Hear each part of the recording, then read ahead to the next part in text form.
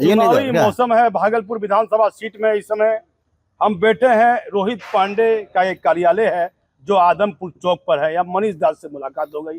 भगवा पहने हैं, आपने तो भगवा का कदर रखा नहीं, एनआर आप कटवा लिए। बोलिए। सबसे पहले आपको जय श्री राम। हाँ। मैं राम का वंशज हूँ और हमेशा जय श्री राम ही कहता हूँ। और मैं आपको सबसे पहले एक छोटा सा शायरी रूप में एक बात बताना चाहूँगा। बोलिए।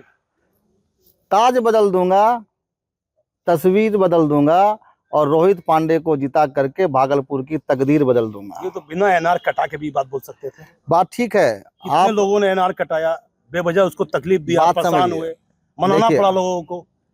नहीं, मुझे कोई मनाने की आवश्यकता नहीं पड़ी, क्योंकि जब से मैंने एनआर कटाया था तब से मैं ढंग से सो भी नहीं पा रहा था।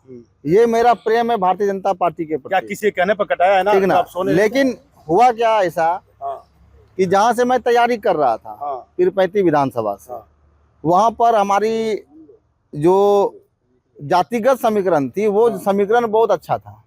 तो मुझे इस बार पूरा विश्वास था, क्योंकि पिछले बार भी इस समीकरण पर लोगों ने पीरपैंती के बारे में ऊपर के लेवल में लोगों ने पिछले बार भी आश्वासन दिया था, पर शायद पिछले बार मैं उतना परिपक्व नहीं था। तो आपके लिए तो लेकिन वहाँ क्यों नहीं मिला? इस बार मुझे ऐसा लगा कि मैं परिपक्व हो चुका हूं, मुझ पर पार्टी भरोसा करेगी।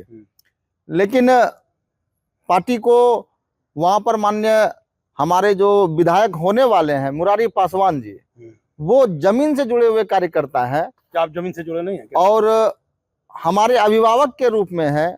उन्होंने बाल स्वयंसेवक से लेकर के कई ऐसे दायित्वों का निर्वहन का, उनसे कई कुछ सीखने को मौका मिलता है। तो तकलीफ मुरारी पासवान जी से नहीं था, तकलीफ रोहित पांडे जी से नहीं था, तकलीफ था कि हमको ऐसा लग रहा था कि मेरे लिए कुछ डिसीजन अच्छा नहीं हुआ है। और मैं कहीं न कहीं से अपने आप को बहुत मैं घबरा गया था कि कल हो सकता है कि जब आज हमको इस परिस्थिति में, जबकि वहां पर की जो जमीनी स्तर की परिस्थितियां थी वो चेंजिंग का रूप था, चेंजिंग होने की संभावना थी, इसलिए मुझे लगा था कि शायद पार्टी मुझे मौका देगी। लेकिन जब नहीं मिला तो थोड़ा सा घबराहट हुई कि पता नहीं कल हमारा भविष्य क्या होगा। मैंने भी भारतीय जनता पार्टी में अखिल भारतीय विद्यार्थी परिषद से लेकर के अभी तक काम करने का काम किया है, माननीय मोदी जी के सपनों को साकार करने का काम किया है, हर दरवाजे पर दस्तक देने का काम किया है। तो थोड़ा घबराहट में हम एनआर कटा लिए और जनरल सीट से कटा लिए। मुझे ऐसा लगा कि दलित सीट पर हम क्यों जा रहे हैं। मैं एक सामान्य कार्यकर्ता हूं, मैं हिंदूवादी नेता हूं, तो मैं कहीं से भी एनआर कटा सकता हूं, कहीं से भी चुनाव लड़ सकता हूं। लेकिन ये हमारा डिसीजन कुछ गलत था कि मैंने भारतीय जनता पार्टी भागलपुर से कटाया। और जब से कटाया तब से मुझे एक ही चीज की चिंता सता रही थी कि जिस कांग्रेसियों के द्वारा बाबा साहब भीमराव अंबेडकर के मरणोपरांत एक समाधि स्थल नहीं दिया गया, उनको जब वो देहांत हुए तो उनका जो बॉडी उनके महाराष्ट्र को भेज दिया गया और समुद्र किनारे लहरों के बीच में उनका दाह संस्कार हुआ, तो वो कभी दलित प्रेमी नहीं हो सकता है। और हमारे इस गलती से हो सकता है कि ये लाभ कांग्रेसियों को मिल जाए, यहाँ फिर से अजीत शर्मा जी जीत जाए। ये हमको अपने आप में घुटन सा फील हो रहा था और इस घुटन के कारण से मैंने ये तुरंत निर्णय लिया, अपने आप से निर्णय लिया, मुझे किसी ने मनाने नहीं किया। मेरे मित्र सरवन सिंह जी ने मुझे कॉल किया कि मनीष जी ऐसा है ना कि थोड़ा सा आप आ जाते तो माहौल और अच्छा हो जाता।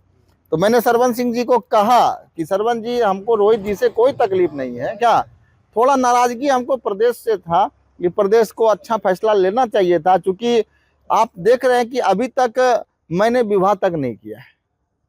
और हमारे समाज में, जिस समाज से मैं आता हूँ रविदास समाज से, वहाँ पर विवाह की जब बात आती है तो वहाँ पर लोगों का कहना होता है कि लड़का क्या करता है, जबकि हम व्यापार भी करते हैं, हम अपना बिजनेस भी करते हैं।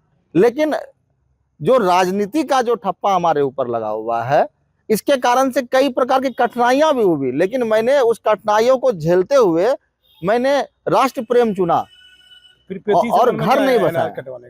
देखिए, पीरपैंती इसलिए मैं नहीं कटाया कि कहीं ना कहीं से आप हमारा पूरा इतिहास देख लीजिए कि मुझे हमेशा से गरीबों के प्रति एक प्रेम रहा है, ठीक ना। यहाँ तो मान लीजिए मैंने कटा लिया तो रोहित जी को ये मालूम था कि मनीष दास जी वापस आएंगे, क्योंकि रोहित जी हमारे बड़े भाई के रूप में हैं। उन्होंने मुझे कई जगह पर प्रमोट करने का काम किया है, अनुसूचित जाति मोर्चा का पूरे जिला का कप्तान बनाने का काम किया था। तो उनको ये विश्वास था कि मनीष दास जी कहीं नहीं जाएंगे, और उनको कोई अंतर शायद नहीं पड़ा उनसे। लेकिन यदि यही काम मैं पीरपैंती में कर लिया होता तो शायद उस गरीब आदमी को बहुत बड़ा एक मतलब क्या बोला जाए, टेंशन का एक माहौल बन जाता, कि शायद उनको ऐसा फील होता कि ये क्या हो गया। रोहित पांडे को आपने प्यार दिया, टेंशन नहीं दिया क्या? रोहित पांडे जी को थोड़ा सा टेंशन तो मैंने दिया है इसके लिए, हाँ निश्चित रूप से, कि जब मैंने एनआर कटा, देखिए मुझे कई तरह के लोगों ने संपर्क करने का कोशिश किया, कई तरह के लोगों ने मुझसे संपर्क किया, लेकिन मैंने स्पष्ट कहा कि मैं भारतीय जनता पार्टी, कहने का मतलब मैं अपने परिवार से और अपने गार्जियन से लड़ रहा हूं। आज जब घर में बच्चा नाराज हो जाता है तो वो अपने पिताजी से बात करना बंद कर देता है, माँ से बात करना बंद कर देता है, 2 दिन घर में खाना नहीं खाता है, लेकिन तीसरे दिन वो घर ही जाता है। तो भारतीय जनता पार्टी हमारा परिवार है, और हमारे परिवार के मुखिया से थोड़ा सा हमको नाराजगी था कि आपने ऐसा क्यों किया। तो हो सकता है कि ये नाराजगी जल्दी दूर भी हो जाए, हो सकता है पार्टी हमारे बारे में कुछ अच्छा सोचे। और निश्चित रूप से मुझे विश्वास है कि अंत्योदय पर बैठे हुए, जमीन पर बैठे हुए, झुग्गी झोपड़ी में रहने वाले व्यक्ति, और जो हमारा समाज है, हमारा जो बिरादरी है, उस समाज का यदि कल्याण कोई कर सकता है तो वो माननीय मोदी जी कर सकते हैं। को मैं बताना देना चाहता हूं कि आप मुरारी पासवान जी से कभी यदि इंटरव्यू करने का मौका मिले तो आपको मैं बता देता हूं कि जिस दिन मुरारी पासवान जी का घोषणा हुआ, मुरारी पासवान जी पटना में थे और आराम से वो लोग शयन कक्ष में बैठे हुए थे पूरे जो जत्था के साथ। मैंने 12:10 रात में मुरारी पासवान जी को कॉल किया, मैंने उनको बधाई दिया कि भैया आपका नाम आ गया, ठीक ना। उन्होंने कहा कि आ तो गया लेकिन लिस्ट कहाँ है। मैंने तुरंत उनको लिस्ट भेजने का काम किया। तो आपने उसको ये भी कहा कि मैं भागलपुर से एनआर क्या ये भी कहा मुरारी पासवान? नहीं, मैंने कहा कि आप वहां चुनाव लड़िए, मेरी जो भी शक्तियां वहां पर मैंने बनाई थी, मैंने तब आपने एनआर कटाया था जब मुरारी पासवान से बात की है? क्या मुरारी पासवान जी से जब आप सूचना दिए उनको, हाँ, तब आपने एनआर कटाने के बाद दिया, पहले बताया? नहीं, मैंने सोशल मीडिया के माध्यम से कहा था कि रविदास समाज को यदि वोट इस बार आप मौका नहीं दीजिएगा तो मैं मनीष दास नॉमिनेशन में आ सकता हूँ, स्वतंत्र हूँ, ये मैंने कहा था।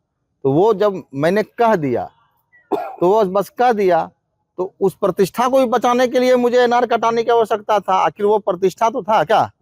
आज मैंने एनआर कटाया, लेकिन आप हमारे वकील से जाके पूछिए, मैंने वकील मुझे 11 बजे बुलाता था तो मैं उनके पास 3 बजे जाता कितना था। पैसा लगता है एनआर कटाने में?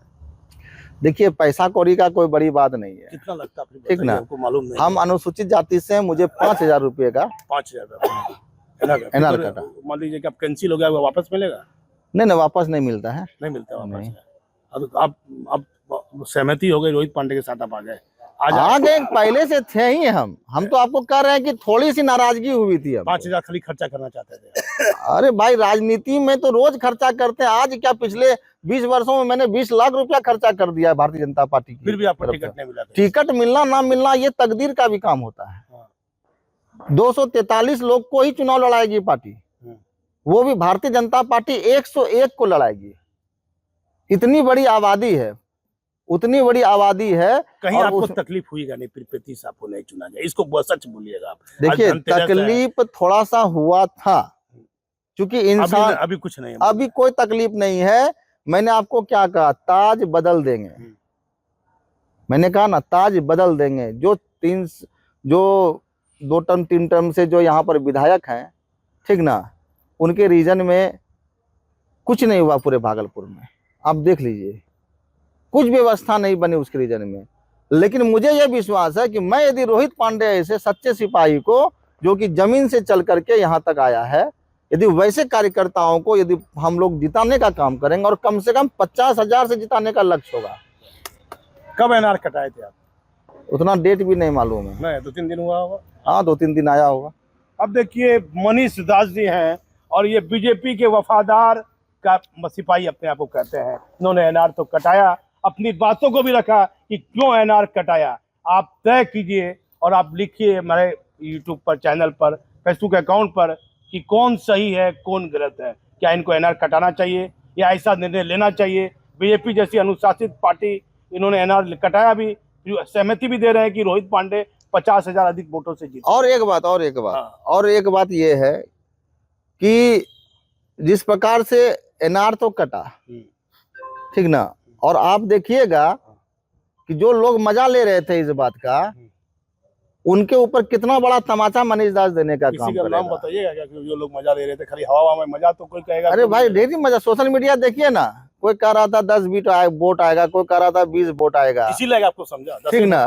लोग मजाक कर रहे थे, उनको तमाचा देने का काम जब मैं रोहित पांडे जी को अपने तरफ से 20 से 25,000 वोट दिलाने का काम करूंगा, और माननीय विधायक बनने के बाद रोहित पांडे जी ये कहेंगे कि मनीष दास जी ने एक अच्छा मेहनत किया और इतना वोट प्लस करने का काम किया, तब उसको एक तमाचा लगेगा। मनीष दास जी कह रहे हैं कि मेरे बारे में सोशल मीडिया में लिखा जा रहा है 10 वोट मिलेगा, लेकिन ये गारंटी ले रहे हैं कि मैं 25,000 वोट रोहित पांडे को दिलाने का काम करूंगा। क्या सच है इस कलयुग में? आप बताइए, आप अपने कमेंट में लिखिए क्या सच है। मैं इसमें भागलपुर से दीपक नौरंगी।